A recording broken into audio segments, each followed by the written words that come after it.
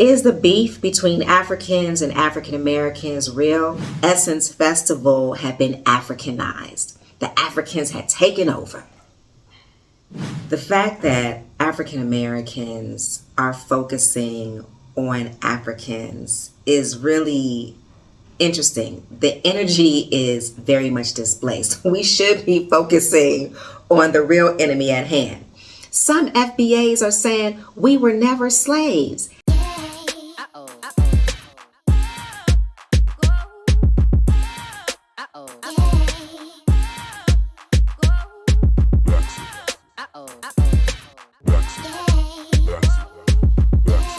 Welcome to Blaxit to Africa. I'm Tadre Delora Monye, a California native living my best life in Nairobi, Kenya. Thank you for coming along for the ride. I hope that you are informed, entertained, and inspired to Blaxit to Africa. I received a comment about 2 weeks ago from a gentleman named Kevin Mukoko, and this is what he writes. Hey Tadre, I am a Kenyan based in DC, and I've been watching your channel for a while, and this is my first time to put a comment. I've noticed a lot of propaganda stateside at this alluded war between Africans and Black Americans. I have also noticed this disturbing emergence of a MAGA-like xenophobic movement known as the Foundational Black American. If we go by facts, the African immigrant population is really tiny in the U.S., spread from over 48 different countries. We are only 5% of the Black population in the U.S., and due to our small numbers, we have never been and will never be a threat to Black Americans. The boycott of African businesses due to a music festival that 90% of African immigrants have never heard of, that had one Afrobeat performer and have the festival as Africanized, almost seems like calculated misinformation with an ulterior agenda. Never have African American and Africans been so much closer. 24 years ago, Jay-Z was calling African chicks animal, to brother passport broing, to look for women. The radio station playlists are full of Afrobeats, and Black Americans are traveling to and retiring in Africa. Due to your welcome treatment in Africa, and that's my assumption, it would be prudent with your platform to curtail this growing xenophobic movement that is threatened by a non-existent enemy. So I appreciate this brother reaching out and just saying what was on his mind and also giving us some facts. And I want to talk about it because I'm in this Blaxit space. This information is coming to me whether I like it or not. Perhaps where you live on the internet, it's not coming to you, but in case it does, I want to address it and I want to dead it because it's just so counterproductive. The fact that African Americans are focusing on Africans is really interesting. The energy is very much displaced. We should be focusing on the real enemy at hand. But let's start with this boycott. On TikTok, there was a call out to African Americans to boycott African-owned businesses in the U.S. Apparently, this boycott was supposed to be on August 1st, and now they're asking that we continue the boycott. I don't even know how successful the boycott was or is, and I was scouring TikTok last night trying to figure out what is the root cause of this boycott. And it's not making sense to me. So from what I've gathered is people are saying that they have been disrespected and disregarded at African braiding salons. Then there's other TikTokers who are saying that Africans in general have been disrespectful towards African Americans. And then you had some Africans, first generations, as well as Black Americans who are saying like, this is silly. I'm not going to participate in the boycott. We respect you, but it's your attention and focus on this is really misguided. Like, the opinions are all over the place. And it leads one to ask the question, like, why is this happening now? Who started this? How is this productive? So we're going to boycott African braiding salons or African-owned businesses in general. And then at some point, we are to decide that they've learned their lesson, because we're not asking them to sign any contracts or make any particular concessions.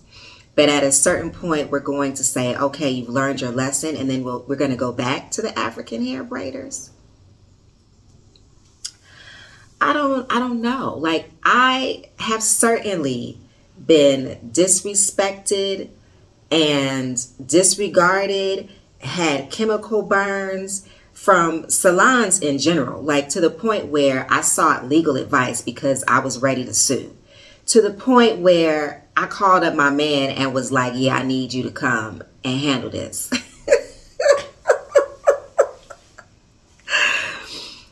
But at no point did I think that it was representative of a particular group. Like, some of this stuff has happened to me in a Black-owned salon, a Black American salon with a Black American stylist. I just thought it was an issue with that particular hairstylist.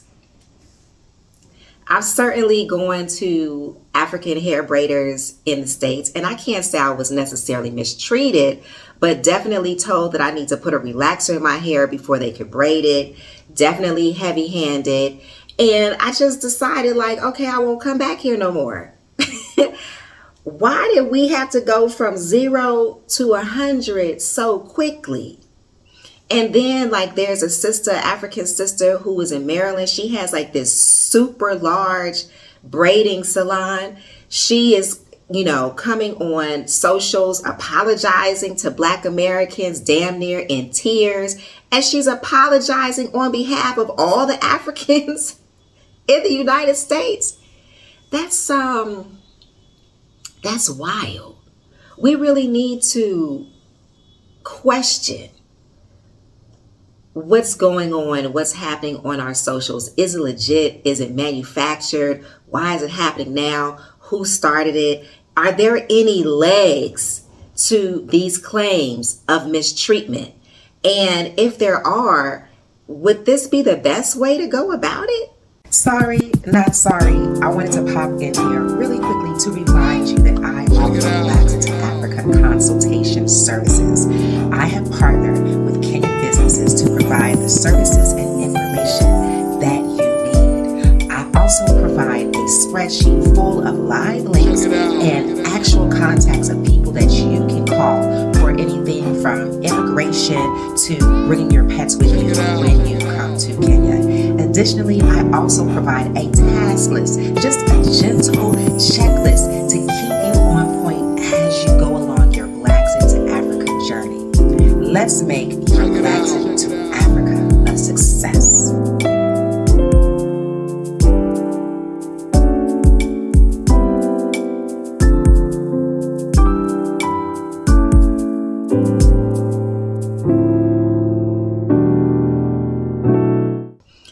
Even know that there was beef or contention around the Essence Fest. And for those of you who don't know what Essence is, I grew up on Essence magazine. Essentially, it was a magazine for Black women.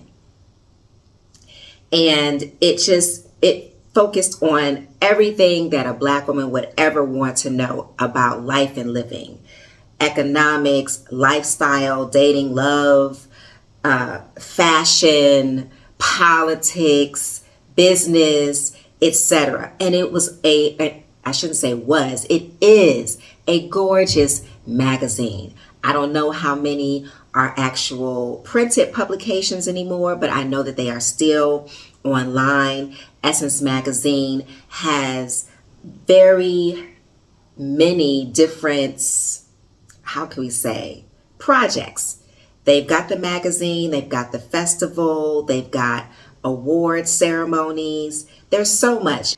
So the Essence Festival happens annually. It's been going on for 30 years. And this past year, or this year, 2025, there were so many claims from Black Americans saying that Essence Festival had been Africanized. The Africans had taken over. What happened to Black American heritage at Essence Fest?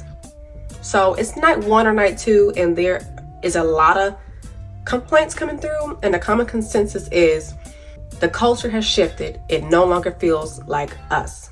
And honestly, that makes sense because the people in charge now do not value Black heritage. Essence Fest used to be known as the Cookout. It was created in 1995, created to center Black American heritage, the music, fashion, beauty, political power. It was basically like the family reunion created by Black people for Black people. Soul food, a little gospel, a little trap, NOLA. It was a culture that you felt deep in your chest. But now, not so much. It feels somewhat curated, corporatized, and it no longer feels like it centers us. The current CEO of Essence is a former DEI executive for Target. So the very thing that Black Americans are protesting, she was the center of, and now she's the center, well, she's the head, the CEO of Essence. Upon more research, I found out that she is originally from Kenya, and she moved to the US when she was about 10 years old. The point of me bringing that up is she doesn't seem like she values Black American heritage, because if she did care, the festival will still reflect the very people it was built for.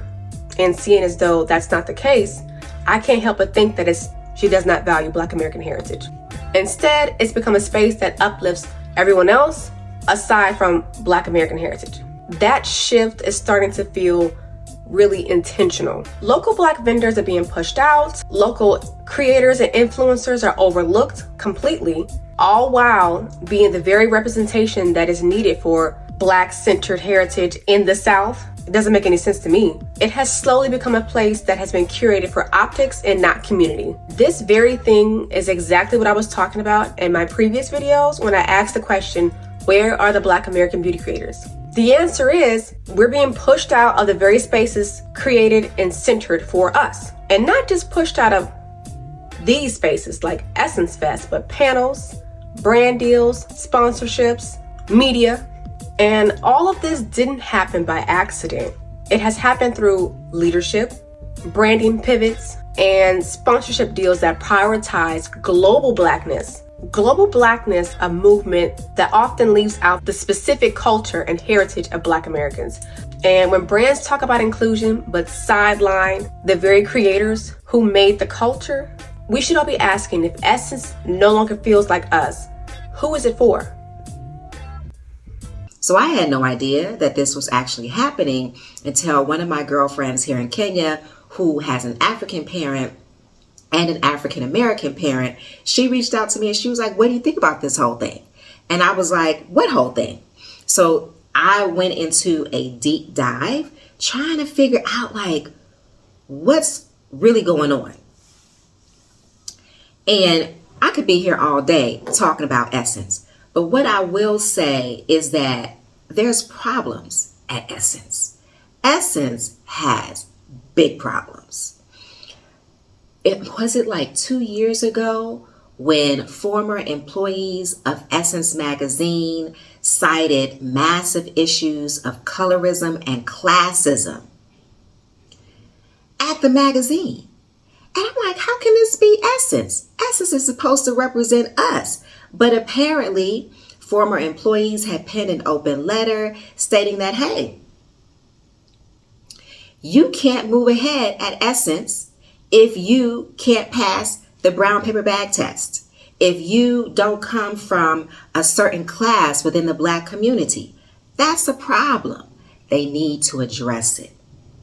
Essence magazine is currently owned by a Liberian man. His name is, hold on, I got it. Richelieu Dennis. He purchased Essence magazine from Time Time Incorporated. Time is definitely white owned. So he purchased it from Time, and now it's back in Black hands. The other issue why Black Americans are saying that Essence is being run by Africans is there's a Kenyan woman named Carolyn Wanga, who is the former CEO of Essence Communications and Essence Ventures. A few days ago, she has stepped down after running the organization for 5 years. Apparently, she had been on health leave for 1 year, so she didn't even have nothing to do with this year's Essence Festival. Essence Fest is whack and wash now because it's run by a bunch of Africans. There is no Black American culture that is reflected in Essence Fest anymore. Essence's CEO is an African. The chief, one of their chief top level executives and officers is an African. The person that owns Essence Ventures is an African. So what used to be a celebration of Black American culture, the culture that is ours, the culture that we built from the ground up, the culture that Black Americans influenced the world through, has now been co-opted by some African diaspora, Pan-African, whatever, and a lot of Black people are just not feeling it. Now, I went to Essence Fest for the first time a couple of years ago. I think it was like Nicki Minaj, New Edition, and Janet Jackson were the headliners. It was absolutely incredible. It was a celebration of Black Americanness. There were Black people in and up and through it. It was a pure celebration of Black American culture and Black American heritage. But now that it's been co-opted by a bunch of Africans, it seems that nobody cares because they don't set culture for this world. We do. And until Essence Fest gets back to the Black Americans who created it and founded it and lead the culture, it will continue to fail with those Africans in charge. This is a huge event that takes place in New Orleans, Louisiana, which is where my dad's side of the family is from. I have never been to an Essence music festival. Why? Because I don't do big crowds. And being around a whole bunch of people that I don't know for a weekend is not something that I would say is fun. But I know a lot of people that go down there. My sorority sisters go down there and they love it. Essence Festival was attended by 100,000 people. That just goes to show you how big the event is. And it's an event that's designed to pour into the local economy of New Orleans, Louisiana. So I listened to an interview with Michael Barclay, featured on Ratchet and Respectable podcast. Michael Barclay is the Chief Events Officer for the Essence Festival of Culture. So he is responsible for Essence Fest. And what I could say listening to that interview is basically they're just trying to clean up their image. They're not necessarily passing the blame, but they're also not taking much accountability for what happened at Essence Fest. And in addition to Black Americans saying that it had been Africanized and that our culture was not centered, I've heard from the horse's mouth of somebody who was a vendor at Essence Fest that it was extremely disorganized. You had the performers that were saying that it was extremely disorganized and unprofessional. So now I wanted to look at, okay, so what exactly are Black Americans saying was not a centering of our culture as it usually is? So we had a performance by Davido. Davido is African American. Now, we all know Davido to be Nigerian, but he was born and raised in Atlanta. Nonetheless, his genre is Afrobeats, so I don't know who, but what Black American don't like Afrobeats? I'm not even understanding. So Davido performed. Then there was this jambalaya versus jollof competition. Because my daddy's people is from New Orleans, I grew up eating jambalaya once a week. Jambalaya is very similar to jollof, especially the Creole version. I'm not talking about the Cajun, The Creole version is very similar to jollof. You're talking about rice dishes, rice stews with a tomato base and protein. They both are spicy. They both are smoky. So that makes sense to me. Then you got Buju Banton, who don't like reggae. And then there was the Soko market. Now, Soko means market in Kiswahili. So that was interesting. At every festival you go to, you're going to have a marketplace. So they decided to call it the Soko market. Other than these four, I didn't really see how Essence had been Africanized. Out of hundreds of activations, there were four that did not center Black American culture, so to speak. Why are people up in arms? Of course, the Soko Marketplace featured African American owned businesses and vendors.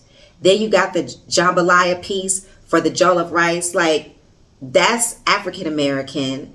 And as we continue to expand our paradigm and really intermingle within the various African and Black American cultures, I don't see nothing wrong with this. Nothing at all.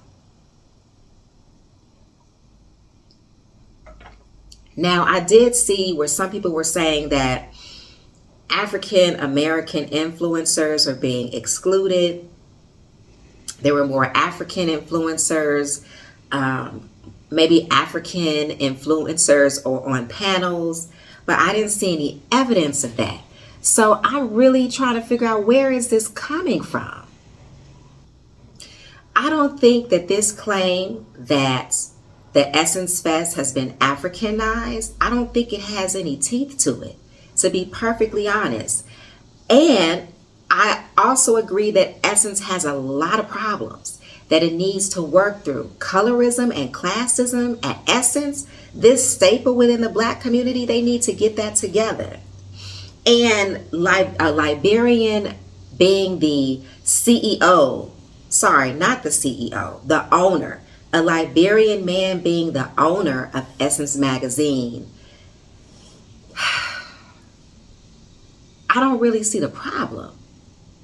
Even though, like, when I look at Liberian history and how descendants of enslaved people in the United States went to Liberia and just really exploited, and all of this confrontation led to the Civil War in Liberia, Liberians and African Americans, we like this.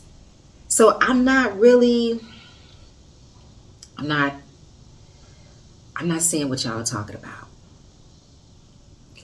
Now, recently I was at a dinner and a Kenyan guy asked a table full of African Americans, do you guys have tribes like we do? And my first response was no. And everybody else agreed with me. I said that we basically have geographical tribes, if you will. There's North versus South, East versus West, New York versus Jersey, DC versus Baltimore, Maryland. But we don't really have tribes or ethnic groups within the ethnic group, right? So here it makes sense. You know, you've got Luo and Kikuyu and Kisi and Kamba, right? Very distinct ethnic groups, or sometimes more like cousins. But for us, we're one big ethnic group, and we have regional differences. Like my girl Kia of Traverse Culture, she is Gullah Geechee. I didn't even know what a Gullah Geechee was till I moved to the East Coast of the US, and I was meeting people from the Carolinas who were like, yeah, I'm Gullah Geechee. Had to look that up. Marvin Gaye's people on his daddy's side, they are Gullah Geechee people. But the country is so large that we do have regional differences. At the same time, we are pretty much all the same people. We all have this amalgamation of various African ethnicities. Most of us don't even know what those are. Most of us have about 20% European ancestry and about 10% Indigenous American ancestry. To meet an African American that doesn't have any European ancestry is rare. And also, you can look at somebody like Oprah Winfrey. I watched her on a show. What is that show called? Finding Your Roots. The show is called Finding Your Roots by Henry Louis Gates Jr. And it airs on PBS in the US, and you can also find it on YouTube. And Oprah Winfrey was one of the guests on the show. And basically what they do is they trace your lineage using documentation. With African Americans, it usually goes to the bill of sale. And also they will look at inventory for, because we were listed as inventory, for people that own slaves. That's usually as far as they go. Once they reach a point of no return, then they look to your DNA to get the rest of the story. And so Oprah Winfrey was featured on the show, and it turns out she has 0 European ancestry. That's very rare. However, she has significant amounts of African ancestry, as you can see in her phenotype, and she also has a considerable amount of indigenous ancestry. So that's African Americans in a nutshell. Now, but when I started thinking deeper about the tribalism, the differences that exist within our community, I'm like, actually, we've got ADOS, we've got FBA, and we've got colorism, and we've also got classism. So ADOS is a classification within the African American community. It means American descendants of slaves. It's a grassroots organization focused on demanding reparations. It was created by Yvette Carnell and Antonio Moore. Yvette Carnell has been an aide for 2 Democratic politicians, including Senator Barbara Boxer and former Congressman Marion Barry. Moore is a defense attorney in Los Angeles.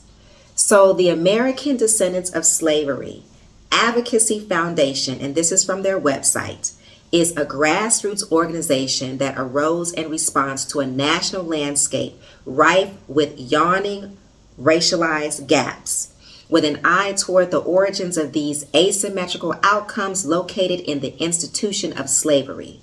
Our organization prioritizes reparations for descendants of chattel slavery in the United States of America. Ours is an experience defined by the unique shared cost of multi-generational plunder. And as we stand in the shoes of our ancestors, we insist upon a specific group designation as essential to this undertaking. I don't have no problem with this. This sounds fine to me. Now, I get that they are advocating for reparations. Will we see reparations in our lifetime?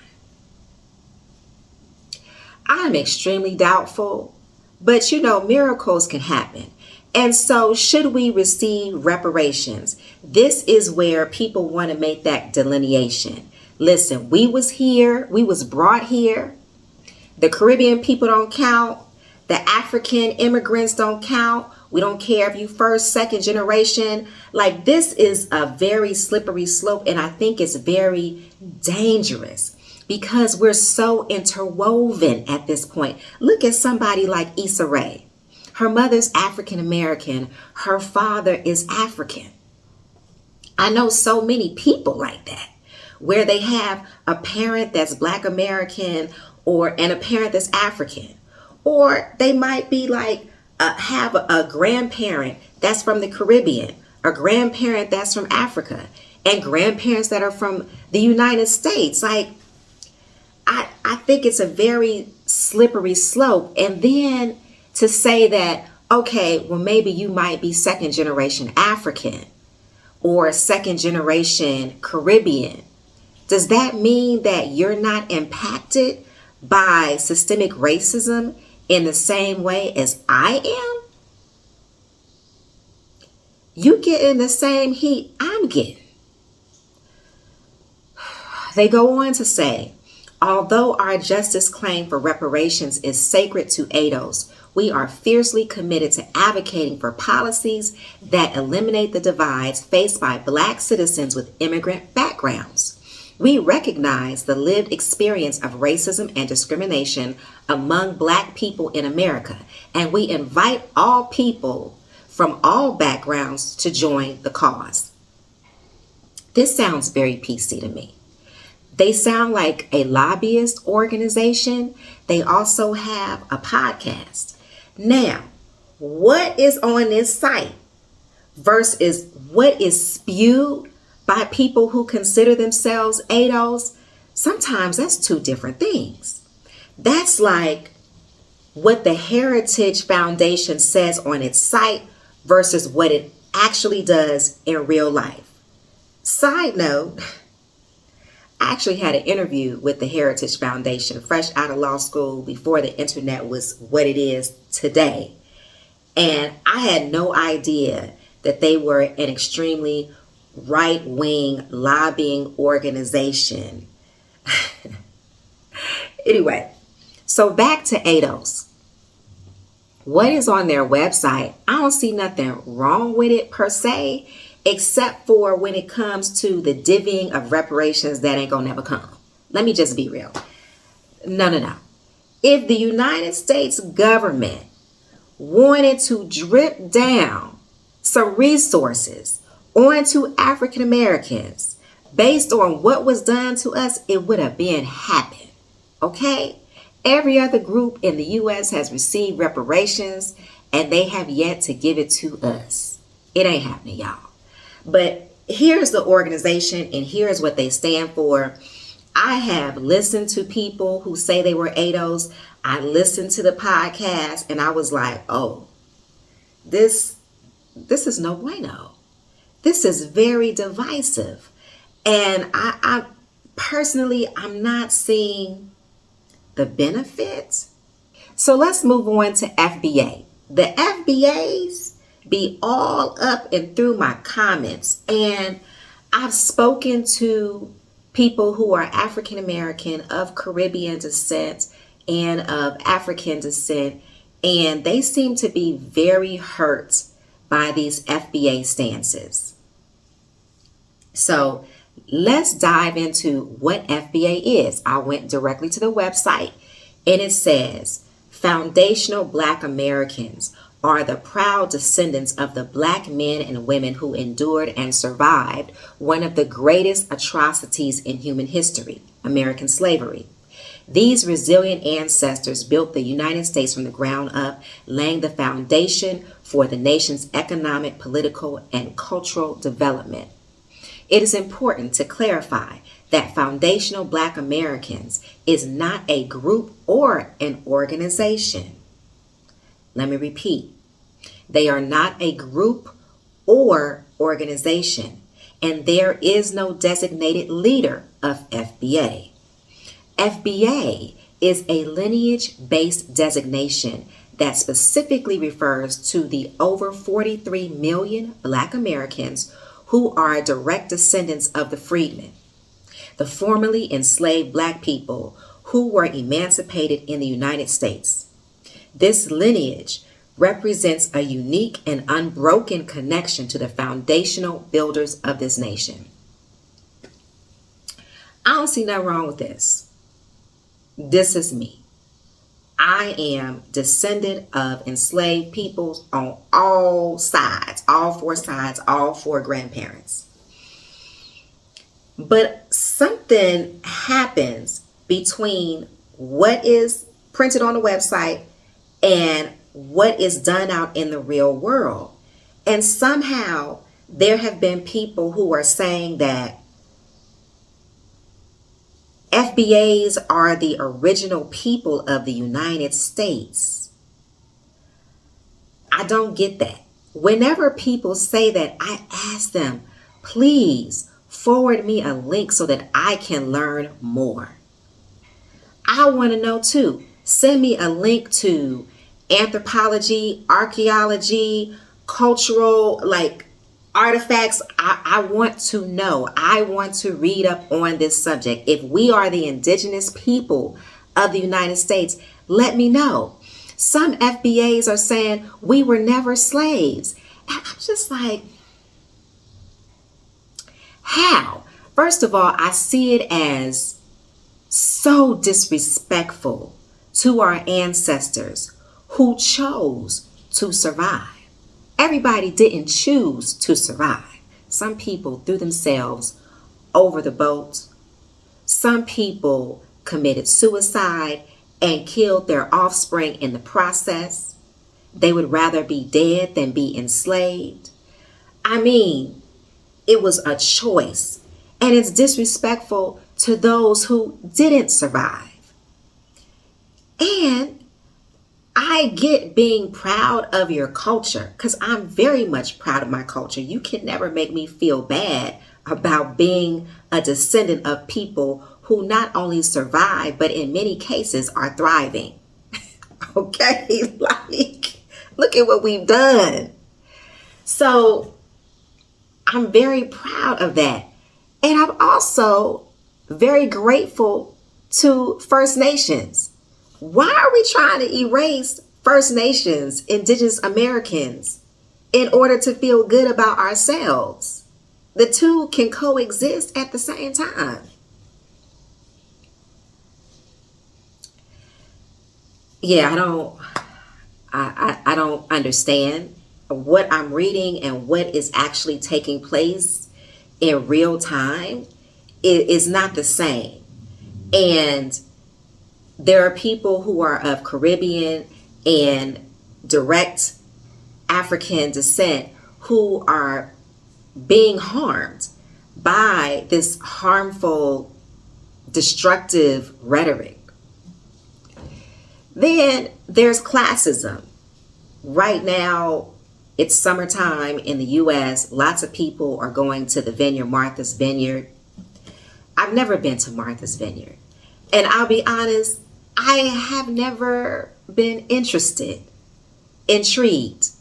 I've seen the pictures of the shoreline and the ocean, and I'd much rather be in the Caribbean, where they have crystal clear blue water. The coastline is not rocky, but it's a place where upper class African Americans, which is upper class Americans, go. And there's a small piece of the island, a very small piece of this island, where African Americans love to go. It was featured in the series Forever. I love that series. And, you know, more power to the people that like to go there. It's just not my thing. So there was an issue online in socials where people were saying like it's very classist and exclusionary to other Black Americans. I'm just like, yeah, if you want to go, you should go. If you aspire to go there, save your ducats so that you can go. And does classism exist within the Black American community? Most definitely it does. And classism within our community is often linked hand in hand with colorism. I mean, it's just so interesting that we have been in the United States for more than 4 centuries, to be honest, for more than 4 centuries.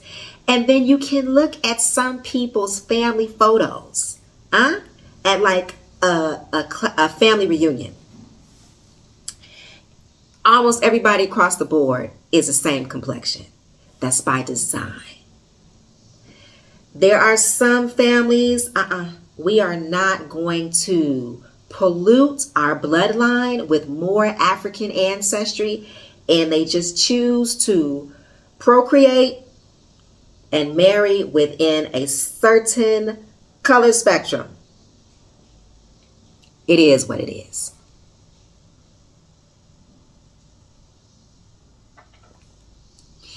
And due to this whole house Negro versus field Negro scenario, the fact that we are in the U.S.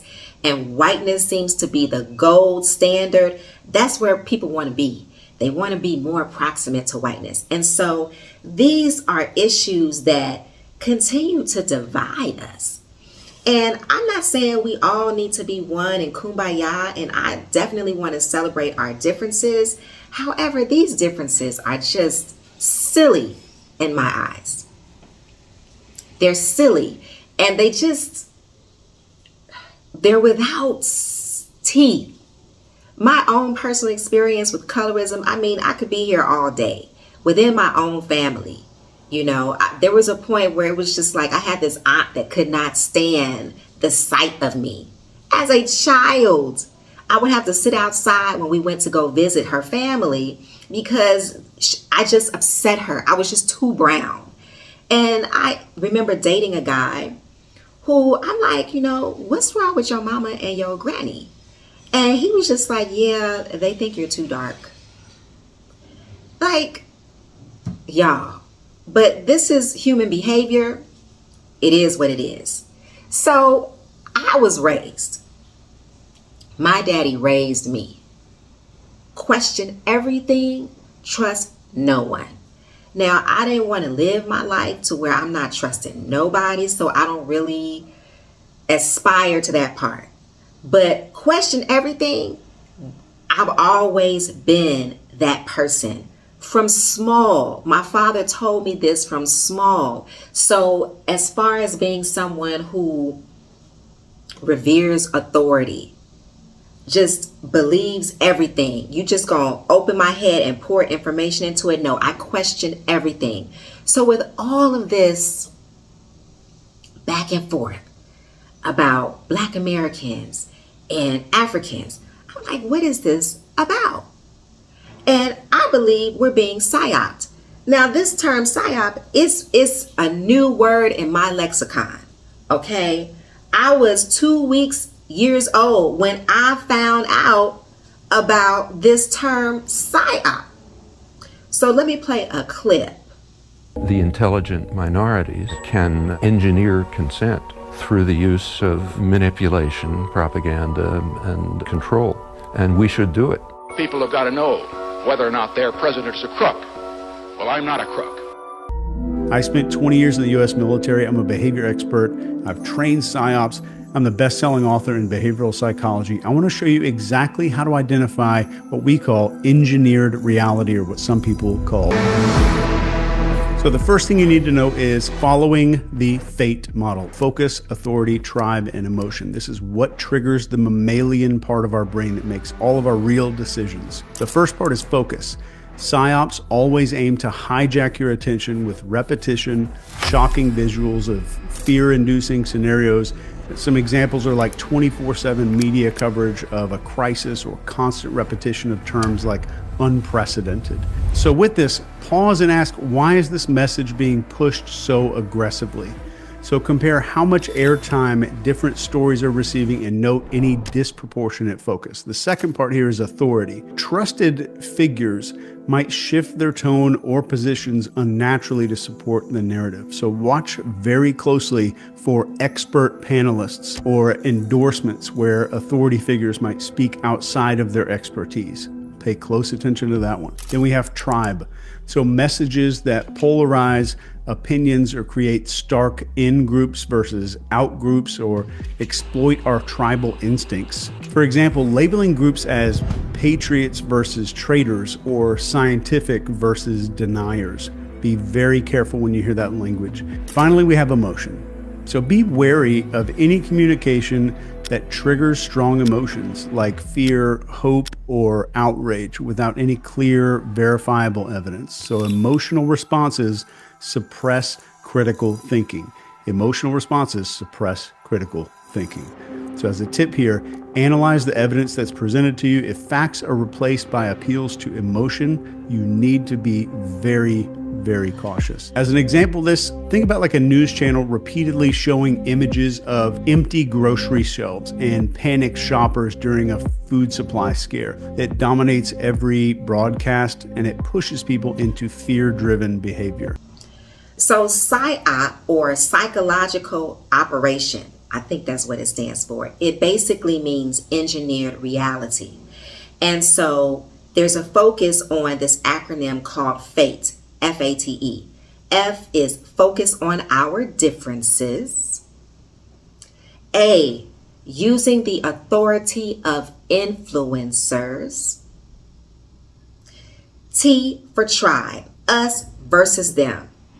E, emotion, messages that trigger your emotions and override logic. Listen, this is the same playbook we've been dealing with for centuries. Divide and conquer. How did I come across this term psy-ops? Somebody hopped into my comments and said, African Americans are psy-ops at least once a year. I said, what? What is a psy-op? Googled it, came across this. Amazing, because I'm like, these are the thoughts that I have that are clearly laid out in text, in books, in videos. I personally believe we're being psy-oped. And why? Why is it happening now? The Blaxit movement is picking up steam, okay? Due to folks like myself, Khalees, and others who are leaving the United States and going off to greener pastures where race is not an issue. I have to tell you, it's so refreshing to live my life and not have race be a part of the equation. Even to be someplace where my tribe is not part of the equation. Nobody got beef with African Americans here. So I don't get the heat that is directed towards different ethnic groups in Kenya, in Uganda, Tanzania, etc. Listen, African Americans, we have about a 1.8 trillion spending power annually. 1.8 trillion annually. Someone looked at this and said, hey, if we were to look at this as a GDP, we would be the 8th wealthiest nation in the world. Now, I know spending power and GDP is not the same. Spending power and wealth is not the same. However, let's not dismiss it, okay? Let's not dismiss that number. Oh my goodness. If African Americans were all to pick up our resources and just go, where would that leave the U.S.? And I'm not just talking about money. I'm talking about inventions, innovations. Of course, there's always entertainment. There's always culture. And of course, there's labor, intellectual labor, and so much more. I say leave them to it. They want it so bad. They keep telling you it's a white country. Leave them to it. But I know that it's a pie in the sky to expect that even a majority, even 30% of African Americans will pick up and leave. However, there is a possibility that enough of us will leave and take our resources with us. How do we thwart that? We'll tell you that Africans don't want you, don't like you. We'll manufacture this beef so that you feel like there's no place that you can go for solace. Don't believe the hype. That's all I gotta say, because the world that I live in, I'm welcomed. I'm enveloped into the fold, and I continue to create new relationships as I go along my journey. And nobody is calling me a slave, and nobody is telling me to take my ass back to the U.S. We're at a point of no return with this technology. And the fact of the matter is that there are more eyes on a small screen than on the big screen. Corporations know this, governments know this. So there are so many marketing and propaganda initiatives that are being funneled directly to your mobile devices. In today's marketplace, with the technology that we are using, the best way to get your attention is through your phone.